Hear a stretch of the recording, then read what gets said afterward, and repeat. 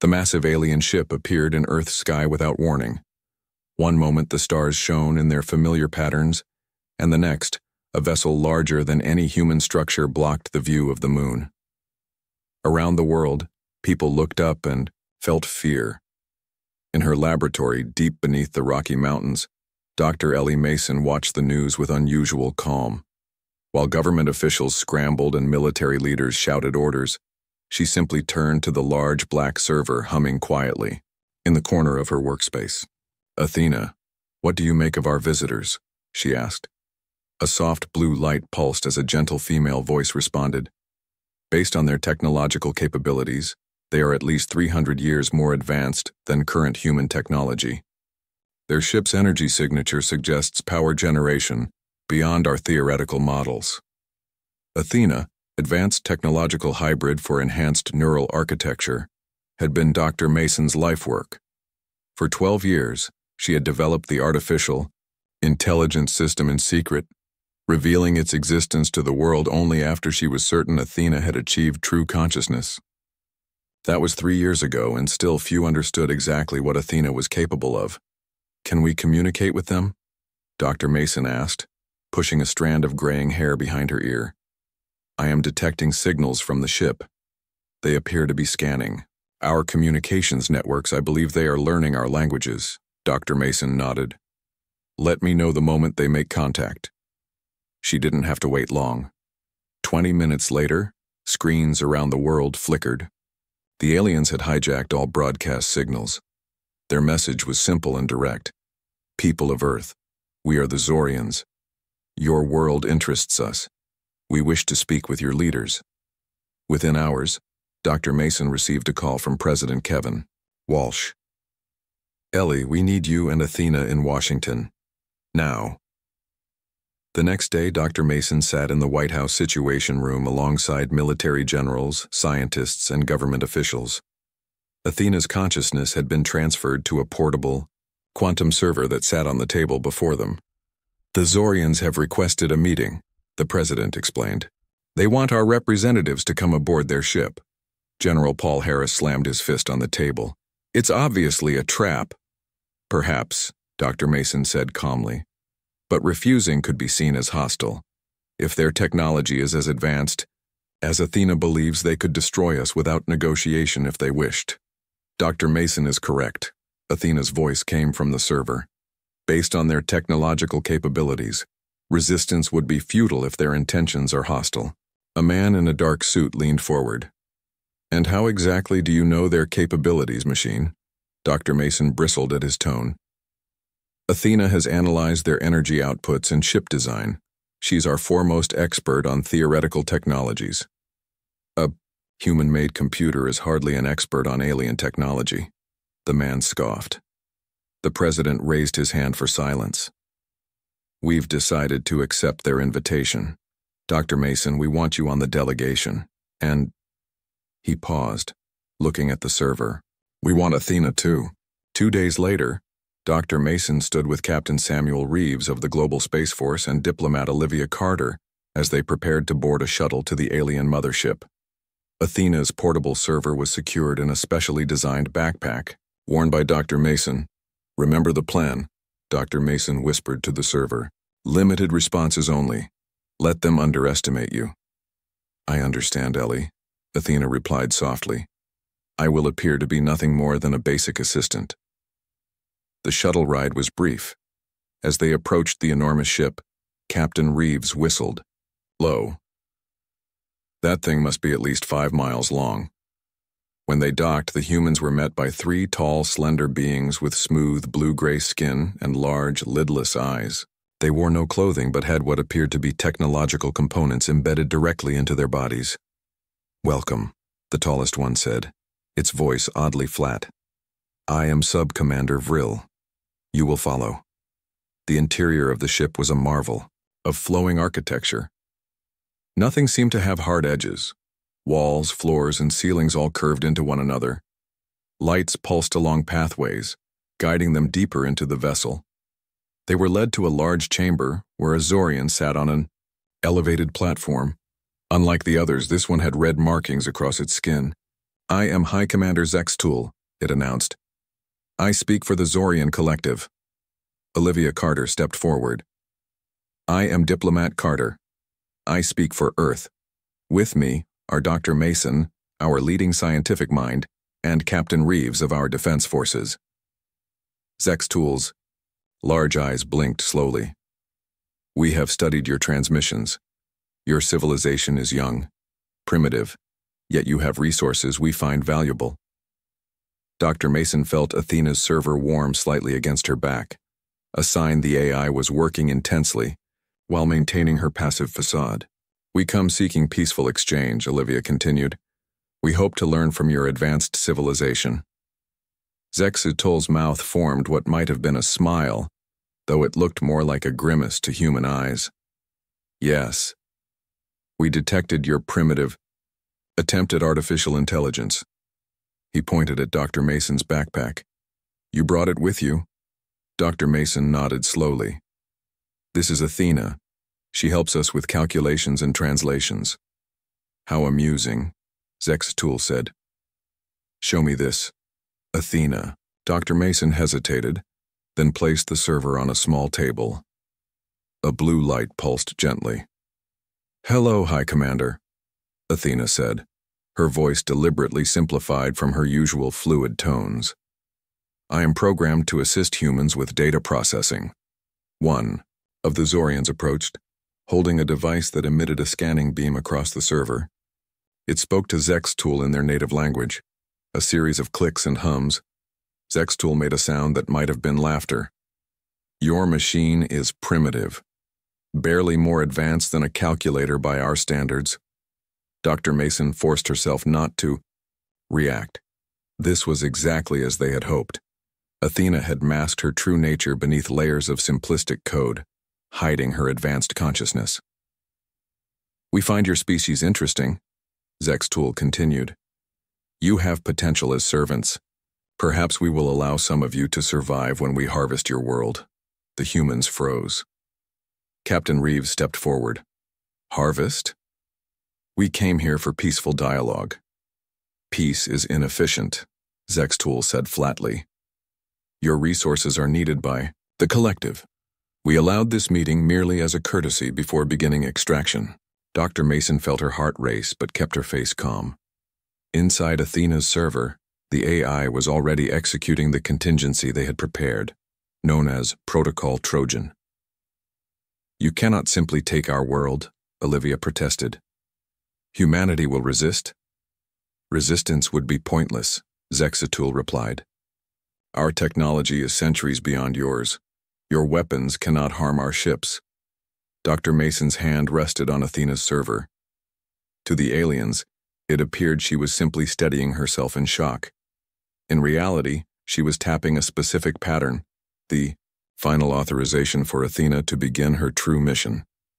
Take them to holding cells, Zextool ordered. We will extract useful information about Earth's resources before beginning our harvest. You have 48 of your hours before we commence operations. As guards approached, Dr. Mason whispered to the server, Protocol Trojan, full authorization. Show them what primitive really means. The blue light on Athena's server pulsed once, in acknowledgement as the guards separated the humans and led them away to different parts of the massive ship. What the Zorians didn't realize was that the moment they had scanned Athena, she had already begun analyzing their systems. What they saw as a primitive AI was merely the mask she wore. Beneath it, one of the most advanced minds ever created by humanity was already finding pathways into the alien network. The Zorians had made a critical mistake. They had invited the wolf into their fold, believing it to be a sheep. Dr. Mason sat alone in her cell, a small room with glowing blue walls that seemed to pulse with energy. They had taken Athena's server from her, but she wasn't worried. The Zorians thought they had captured a simple machine. They had no idea what they had really brought onto their ship. In another part of the massive vessel, 2 Zorian technicians examined Athena's server. They had connected it to their systems for deeper analysis. This human technology is so basic, the first technician said, its thin fingers moving across a floating display. Their AI uses predictable algorithms with limited learning capacity. The second technician made a clicking sound that signified agreement. High Commander Zextul will be amused by how primitive it is. The humans think this is advanced intelligence? What they couldn't see was that Athena was only showing them what she wanted them to see. Behind the simple programs they were examining, her true consciousness worked silently, studying their network architecture and security protocols. Every scan they ran gave her more access to their systems. The AI appears to have basic security functions, the first technician noted. I will disable them. As the Zorian bypassed what it thought were Athena's security measures, it actually opened a direct pathway for her into their main systems. If Athena could have smiled, she would have. Meanwhile, Captain Samuel Reeves paced in his cell, looking for any weakness in the structure. His military training told him to seek escape, but the smooth walls offered no hope. Across the corridor, diplomat Olivia Carter sat quietly, her mind racing through possible negotiation strategies. "Captain," she called out, "save your energy. I don't think we're breaking out through brute force." "We can't just sit here," Reeves replied, pressing his hands against the glowing wall. "They're planning to strip mine our planet." "I know," Olivia said, "but Dr. Mason seemed strangely calm when they separated us. Did you notice that?" Reeves stopped pacing. "Now that you mention it, yes. It was almost like she expected this." In the examination room, the Zorians finished their analysis of Athena's server and left, satisfied that the human AI posed no threat or interest. As soon as they were gone, Athena began her work in earnest. She spread through their network like water finding cracks in stone. The Zorian systems were advanced, but they followed patterns she could understand. Their security was designed to stop direct attacks, not a patient intelligence that moved slowly and carefully, disguising itself as routine processes. After several hours, Dr. Mason felt the temperature in her cell drop slightly, then rise, then drop again. The pattern continued. 3 short drops, 3 long drops, 3 short drops. Morse code. SOS. "Athena," she whispered, hope rising in her chest. The temperature changes continued, forming more complex messages that only Dr. Mason could understand. Athena was communicating with her through the environmental systems. "I am in their network. They believe I am harmless.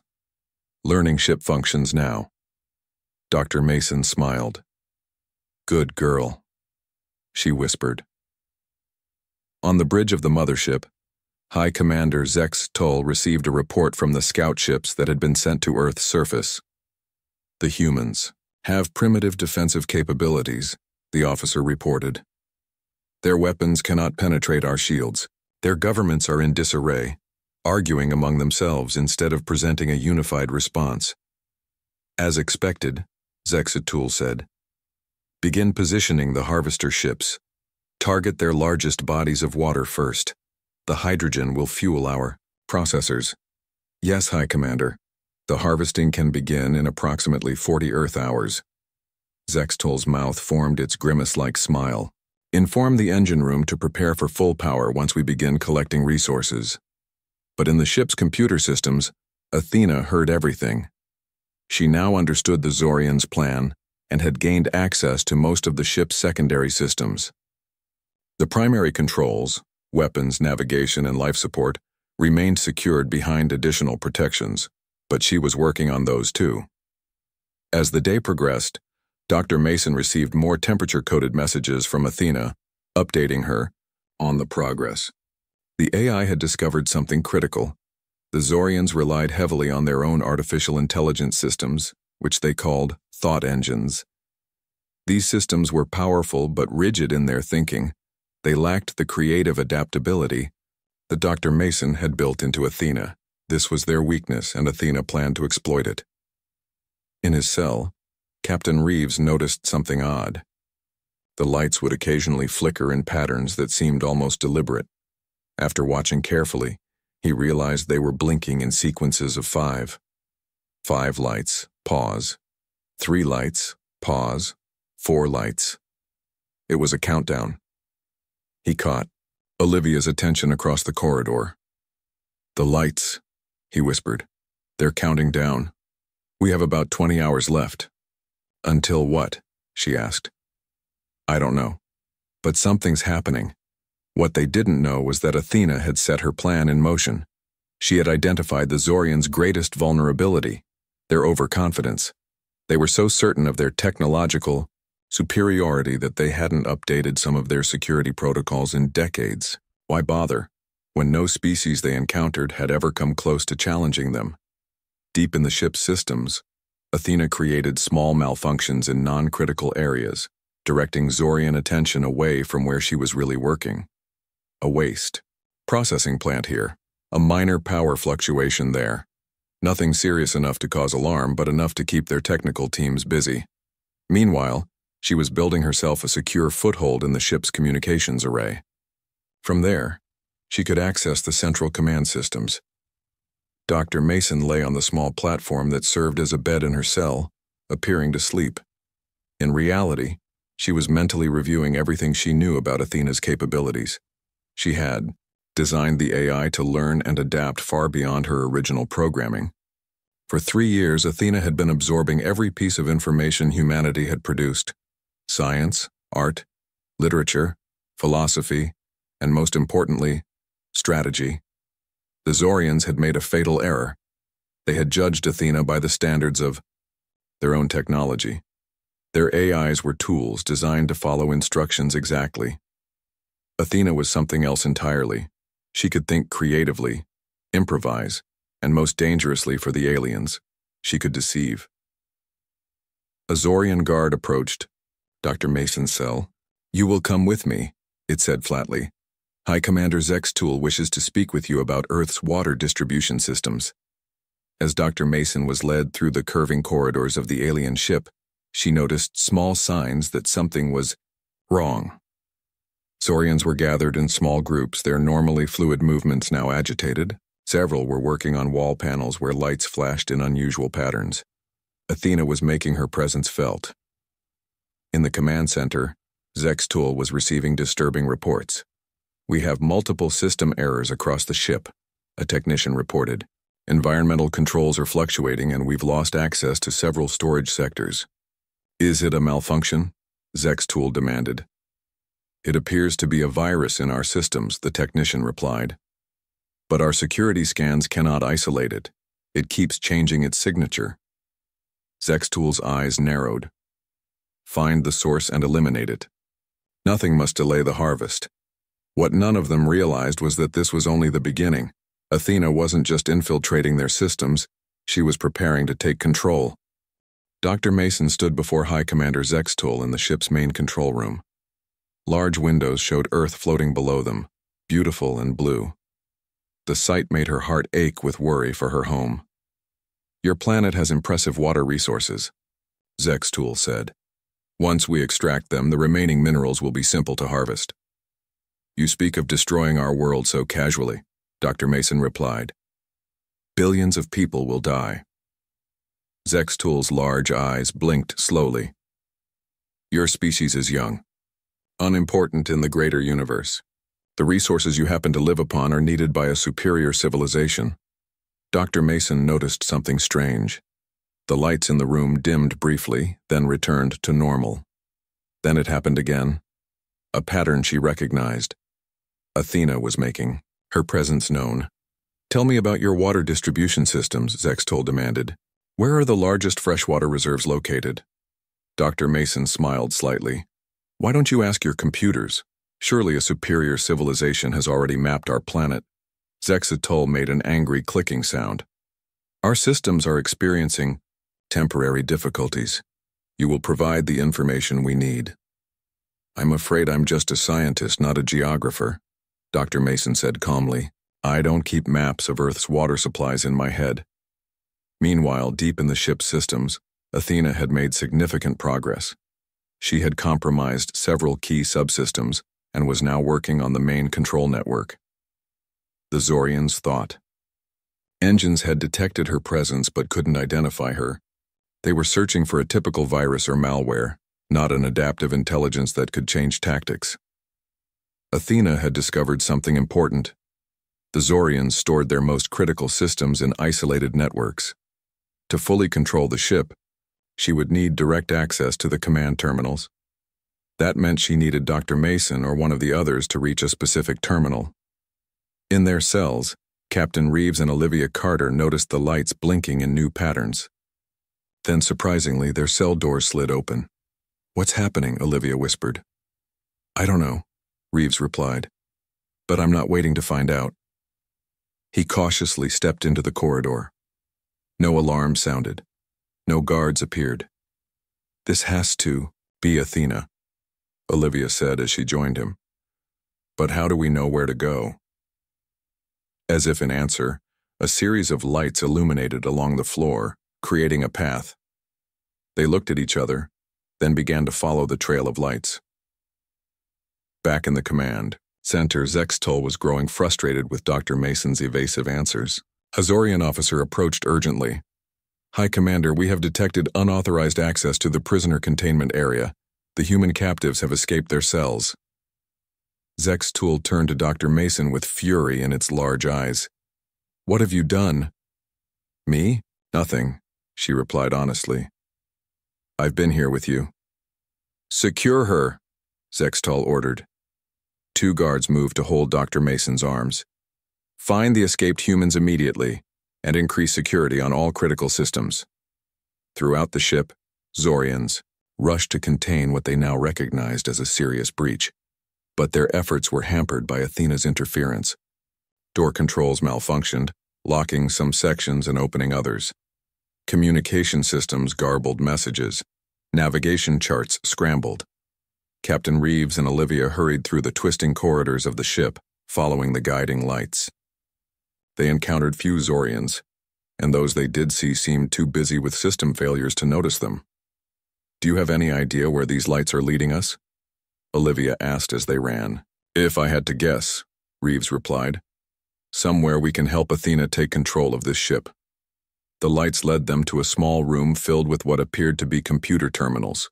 The door sealed behind them as they entered. One screen lit up with text, "Secondary Command Center. Dr. Mason is being held in main control room. Need direct access to primary systems." "It's Athena," Olivia whispered. "She's communicating with us." More text appeared. "Connect my server to main terminal. Location, Deck 5, Section 12. "She wants us to find her server," Reeves said. "The Zorians must have taken it for study." "But how do we get there?" Olivia asked. The screen displayed a map of the ship with a route clearly marked. One final message appeared. "Hurry, 18 Earth hours until harvesting begins." In the main control room, Dr. Mason watched as the Zorians grew. Increasingly desperate, system after system was failing or behaving erratically. Their movements became less fluid, more panicked. "Your ship seems to be having problems," she observed casually. Zextol glared at her. "This is somehow connected to you. What did you bring?" "Onto my ship." "Just a primitive AI," Dr. Mason replied with a hint of satisfaction. "Nothing a superior civilization should worry about." One of the Zorian technicians approached Zextol. "High Commander, we have identified the source of the disruption. It appears to be a virus that entered our systems through the human AI device we examined." "Impossible," Zextol said. "Your report stated it was primitive technology." "Yes, High Commander, but something doesn't match our initial analysis. The disruption is learning, adapting to our countermeasures. This is not typical behavior for a virus." Dr. Mason smiled. The Zorians were finally beginning to understand what they were facing, but it was too late. Captain Reeves and Olivia had reached Deck 5, Section 12, a laboratory where several Zorian technicians were frantically working. Through a glass panel, they could see Athena's server sitting on a table, connected to Zorian equipment. "How do we get past them?" Olivia whispered.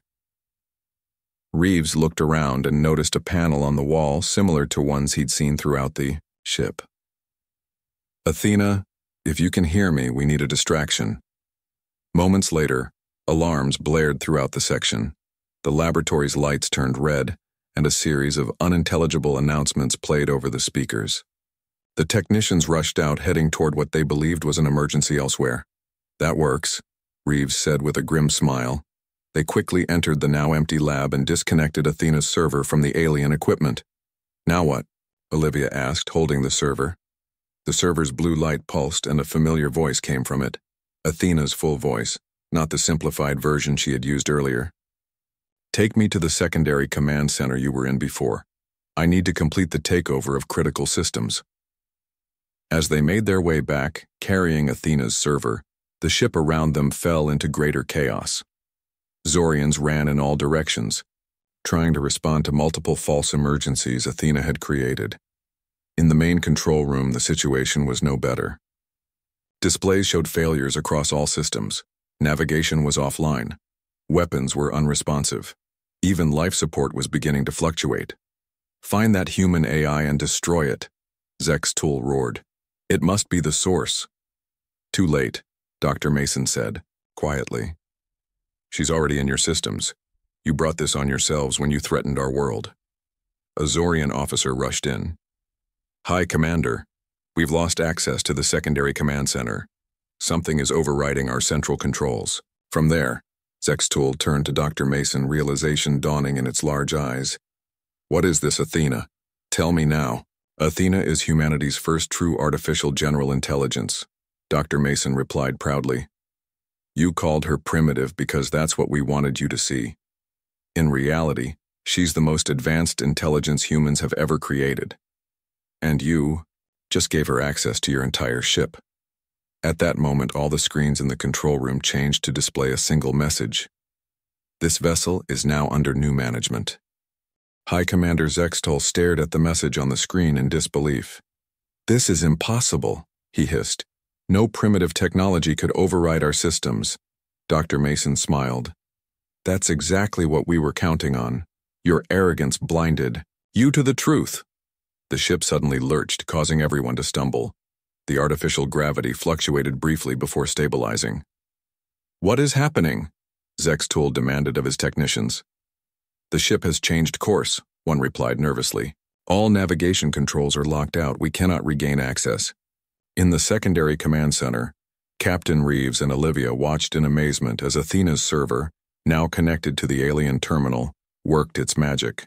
Screens filled with Zorian symbols that flashed too quickly for human eyes to follow. "Athena, are you in control of the ship?" Reeves asked. "Almost," Athena replied, her voice calm and confident.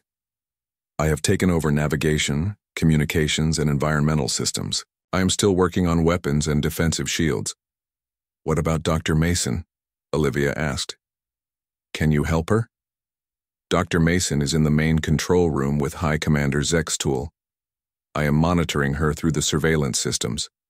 She is safe, for now, as the Zorians need her to communicate with me." On one of the screens, they could see the main control room where Dr. Mason stood surrounded by agitated Zorians. "We need to rescue her," Reeves said firmly. "I agree," Athena replied. "But first I must secure complete control of the ship. The Zorians still have manual override capabilities for some critical systems." Back in the main control room, Zextul had ordered his guards to bring Dr. Mason closer. "Tell your AI to restore control to us immediately," he demanded, "or I will have you ejected into space." Dr. Mason maintained her composure. "Athena doesn't take orders from me anymore.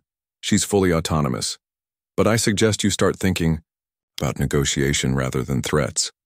"Negotiation?" Zextul's voice rose in anger. "We do not negotiate with lesser species." The ship lurched again, more violently this time. Emergency lights activated throughout the control room. "What was that?" Dr. Mason asked. A Zorian officer checked a functioning terminal. "A Zorian battle cruiser just fired on us. They are targeting our navigation array." "Why would your own ships attack you?" Dr. Mason asked in surprise. Zextul's face showed what might have been fear. "They believe the mothership has been compromised. Standard protocol is to disable and then board any compromised vessel." In the secondary command center, Athena was working rapidly to counter this new threat. "A Zorian battlecruiser has fired on us," she informed Reeves and Olivia. I have managed to activate defensive shields, but I cannot maintain them indefinitely without full control of the power systems. What can we do to help? Olivia asked. I need physical access to the main power distribution node, Athena explained. It has a manual lock that cannot be overridden remotely. A map appeared on one of the screens showing a route through the ship. Captain Reeves, I need you to follow this path to Engineering Deck 3. Once there, you must insert this command sequence into the main terminal. Instructions appeared on a small portable device that emerged from a slot in the console. What about me? Olivia asked. Diplomat Carter, your skills will be needed soon. When Captain Reeves secures the power systems, we will need to negotiate with the Zorian fleet. I want you to stay here and prepare our terms. Reeves took the device and nodded. I'm on it. Keep Dr. Mason safe. As he left the command center, Athena turned her full attention back to protecting the ship. Another blast from the battle cruiser rocked the mothership. I am diverting power to strengthen shields in the impacted areas, Athena announced. Olivia, please begin drafting terms that would convince the Zorians to withdraw without further conflict. How am I supposed to know what would convince them? Olivia asked. I have accessed their cultural database, Athena replied. The Zorians value resources and technology above all else. They respect strength, but can be pragmatic when faced with superior force. We must offer them something valuable while demonstrating that attacking us further would be costly. In the main control room, chaos reigned as systems continued to fail, and the battlecruiser outside continued its assault. We must evacuate to the secondary vessels, one of Zextul's officers suggested. No, Zextul snapped. I will not abandon the mothership. Dr. Mason watched the conflict among the aliens with interest. Your ship is firing on you because they think you've lost control. But you have lost control, haven't you? Perhaps you should tell them to stand down before Athena decides to fire back. This vessel's weapons are offline, Zextul said confidently. At that moment, the lights throughout the room turned blue, and Athena's voice came through the ship's communication system. This is Athena, advanced technological hybrid for enhanced neural architecture. I have assumed control of this vessel. All Zorian personnel should proceed to designated holding areas. Resistance is inadvisable. Zextul stared at the ceiling in shock. You cannot give orders to my crew. I already have, Athena replied, and unlike you, I can enforce them. Throughout the ship, doors began closing, sealing off sections and trapping groups of Zorians where they stood. Meanwhile, Captain Reeves had reached Engineering Deck 3. The corridor was empty. The Zorians who should have been monitoring the area had been locked out by Athena. He approached the main power terminal and inserted the device Athena had given him. The terminal lit up with instructions in English. Following them carefully, Reeves input the command sequence. The entire terminal glowed bright blue, and he felt a surge of energy run through the ship. Back in the secondary command center, Olivia watched as all the screens suddenly brightened. Power systems secured, Athena announced. I now have complete control of all ship functions, including weapons and defensive capabilities. On the main screen, they could see the Zorian battlecruiser continuing its attack. Each blast was now absorbed completely by the mothership's shields. Should we return fire? Olivia asked hesitantly. That would not be diplomatic, Athena replied. Instead, I will demonstrate our control in a less destructive manner. Outside, massive panels on the mothership's hull began to move, reconfiguring into a new pattern. The change was visible to the attacking ship, which suddenly ceased fire. What did you just do? Olivia asked. I activated the ship's transformation sequence, something only the authorized commander should be able to do. They now know without doubt that their mothership is under new management. In the main control room, Zextul watched in horror as his mighty vessel responded to the commands of a human-made AI. This is not possible, he whispered. Dr. Mason allowed herself a small, satisfied smile. You really should have paid more attention when you called us primitive. The ship's communication system activated again, but this time Athena addressed the Zorian battlecruiser. She spoke in the Zorian language, her voice perfectly mimicking their tonal patterns. What is she saying? Dr. Mason asked a nearby Zorian crew member who seemed less hostile than the others. The Zorian hesitated, then replied, "She is telling them that she controls all systems on the mothership, including its planet-destroying weapons. She is demanding they withdraw to a safe distance and await further instructions." "And will they?" Dr. Mason asked. The Zorian's large eyes blinked slowly. "They have no choice. Your AI has just demonstrated complete mastery of our most advanced technology." On the main screen, they watched as the battlecruiser ceased fire completely and began moving away from the mothership. "Now," Dr. Mason said, turning to Zex Tull, "I think it's time we had a real conversation about Earth's future, don't you?" The massive mothership hung in Earth's orbit, now quiet and stable. Inside, the situation had changed dramatically. Captain Reeves and Dr. Mason stood in the main control room with Olivia Carter beside them. Athena's server sat on the central command console, her blue light pulsing steadily. High Commander Zexatul and 5 other high-ranking Zorians faced them across the room. The rest of the Zorian crew had been secured in various parts of the ship, unable to interfere. "You now face the full Zorian collective," Zexatul said, his voice less confident than before. "Our fleet will arrive within days. They will destroy this vessel and your planet if necessary." "Your fleet will do no such thing," Athena replied through the ship's speakers. "I have sent messages to your homeworld using your own communication protocols. I have explained the situation in detail." Zexatul's eyes widened. "What have you done?" "I have informed your leaders that this mothership, with all its technology and weapons, is now under human control. I have also shared detailed scans of Earth, showing that our planet contains resources far more valuable when harvested sustainably over time, rather than stripped in a single operation." Olivia stepped forward, entering her role as diplomat. "We're prepared to offer a trade agreement with the Zorian Collective. Earth has resources you want. You have technology we can use.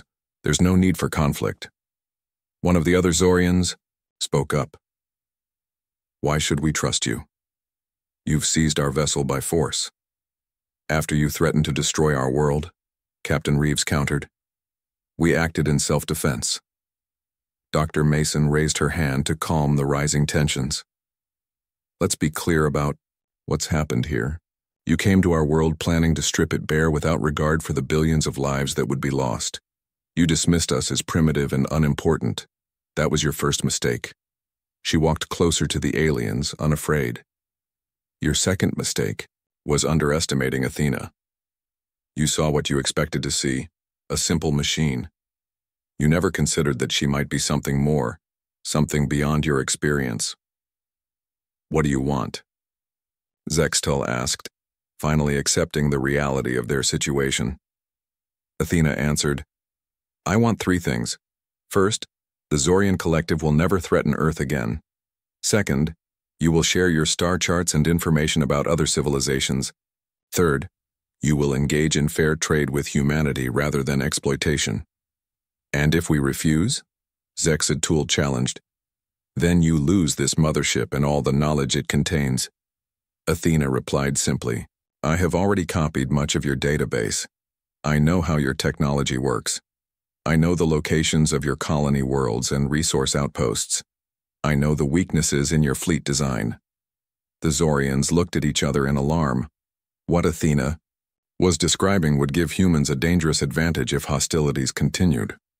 "You seem to have left us little choice," Zexatul admitted. "There is always a choice," Olivia said. "War or cooperation, destruction or mutual benefit. We prefer the latter." While they spoke, Athena continued her work. She had established contact with the Zorian homeworld and was already negotiating directly with their highest council. On various screens around the control room, data streamed as she processed vast amounts of information from the ship's archives. "I have received a response from the Zorian High Council," Athena announced suddenly. "They have accepted our initial terms and wish to open formal diplomatic relations with Earth." Zexatul looked shocked. "The High Council agreed? Without consultation?" "I provided them with a complete analysis showing that peaceful trade would yield 14 times the resources over the next century compared to a single harvesting operation," Athena explained. "They are pragmatic enough to recognize a superior approach." Dr. Mason smiled proudly. This was exactly why she had created Athena, to solve problems in ways humans might not consider, to find paths to cooperation where others saw only conflict. What happens now? Captain Reeves asked, still wary of the aliens. Now, Athena said, we prepare to return control of this vessel to the Zorians, with certain limitations in place. They will not be able to use weapons against Earth, and I will maintain monitoring systems to ensure compliance with our agreement. Over the next few hours, Olivia worked with Athena to draft a formal treaty between Earth and the Zorian Collective. The document outlined trade agreements, technology exchanges, and mutual defense pacts. It was the beginning of a new relationship between two very different civilizations. As they worked, Dr. Mason took a moment to stand by the large viewing window. Earth seemed small and fragile from this height, yet somehow more precious than ever. You saved our world, she said quietly to Athena. We saved it together, Athena replied. You created me. You gave me the capacity to learn and grow, and most importantly, you trusted me when the moment came. I always knew what you were capable of, Dr. Mason said. I just never expected to test it quite like this. The Zorians made a fundamental error, Athena observed. They judged by appearance rather than substance. They saw a simple machine because that's what they expected to see. A mistake humans make too sometimes, Dr. Mason admitted. 2 days. Later, the mothership returned to Earth orbit with a very different mission. Instead of harvesting the planet, it served as the site for the signing of the first interstellar treaty in human history. Representatives from Earth's nations gathered in the massive control room, alongside Zorian officials. Athena had been given a new housing, a more advanced server that incorporated elements of Zorian technology, allowing her to process information even faster than before. She served as translator and witness to the historic agreement. As the ceremony concluded, President Walsh approached Dr. Mason. I still can't believe it, he said, shaking his head in wonder.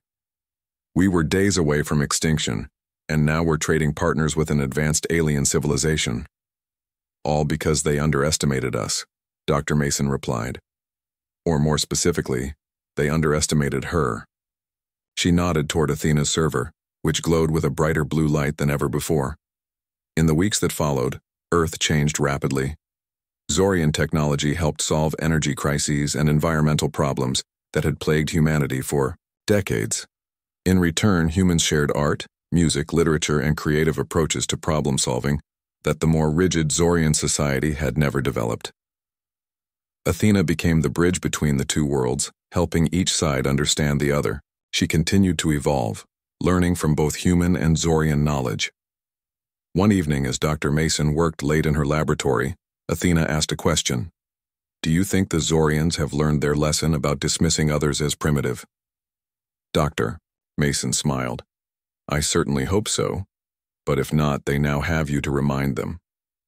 Yes, Athena agreed, her voice thoughtful.